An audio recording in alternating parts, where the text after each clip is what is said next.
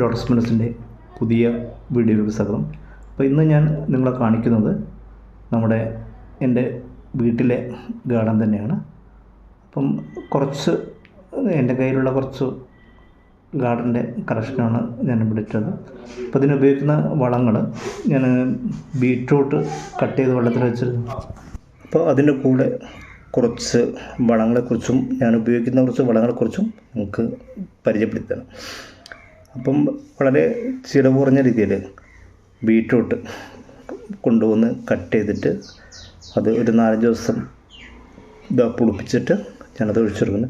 പിന്നെ ഉലുവ വെള്ളത്തിട്ട് 3-4 ദിവസം കഴിഞ്ഞാൽ പിന്നെ ഉള്ളിത്തോല് ഉപയോഗിച്ചിട്ട് ജസ്റ്റ് ഇതാക്കണം.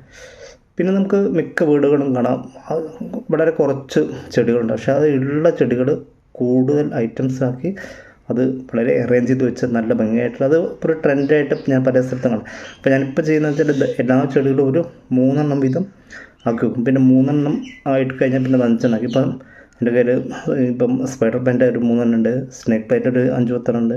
അങ്ങനെ ഓരോ ഇതും പ്രോപ്പഗേറ്റ് ചെയ്ത് വീണ്ടും നമ്മൾ ഉള്ള ഐറ്റംസ് കൂടുതൽ. പിന്നെ ഇല്ലാത്ത ഐറ്റംസ് നമ്മൾ മെഡിക്കൽ ഷോപ്പിൽ എഴുതി വെക്കുന്നവർ ഞാൻ എഴുതി വെക്കും.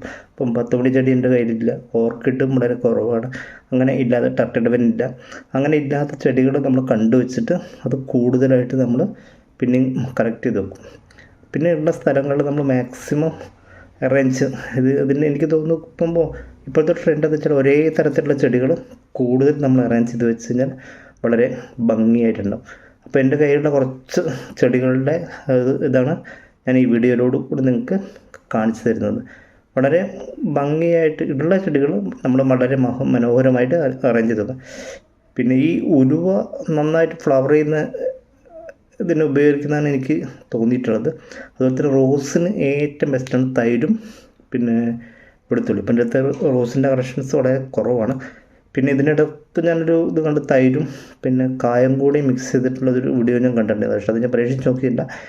അപ്പോൾ നമുക്ക് മാക്സിമം ഞാൻ നേരത്തെ പറഞ്ഞ മാതിരി ഉള്ള ചെടികൾ കൂടുതൽ പ്രോപ്പഗേറ്റ് ചെയ്ത് പിന്നെ ഞാൻ പോകുന്ന വഴികളൊക്കെ ഞാൻ കണ്ടുപോകും. ചില സ്ഥലത്ത് അറിയാം ചില ചെടികൾ വെട്ടി ഒതുക്കി വെക്കുന്നതിന് പകരം ഒരുപാട് കാട് പോലെ എപ്പോഴും എവിടുന്നോ അവർ കണ്ടിഷ്ടപ്പെട്ട് കൊണ്ടുവച്ചായിരിക്കും, പക്ഷെ കൂടുതലായിട്ട് ഇങ്ങനെ ബുഷ് ഇതായി കിടക്കും. അപ്പോൾ അവിടെ ഞാൻ പോകുന്ന സ്ഥലത്ത് കണ്ടുവച്ചിട്ട് ഇടയ്ക്കിടയ്ക്ക് പല ഭാഗത്തും കുറച്ച് കട്ടിങ്സ് നാളെ ഒരു സ്ഥലത്ത് കട്ടിങ്സ് ഉണ്ടോ എന്ന് വെച്ചാൽ എനിക്ക് ഒരു 5-8 ചട്ടിയിലേക്ക് മാറ്റി നടാനുള്ള ചെറിയ ഇത് മതി നമുക്ക് പ്രോപ്പഗേറ്റ് ചെയ്യാം. അപ്പം അങ്ങനെ നമ്മളതിന് കൂടുതലായിട്ട് യൂസ് ചെയ്യും.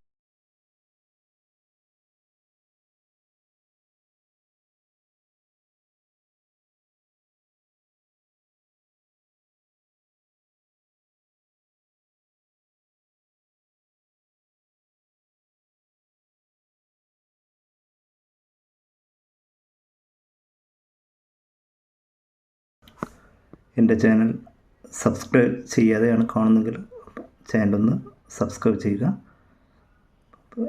ഷെയർ ചെയ്യുക, ലൈക്ക് ചെയ്യുക.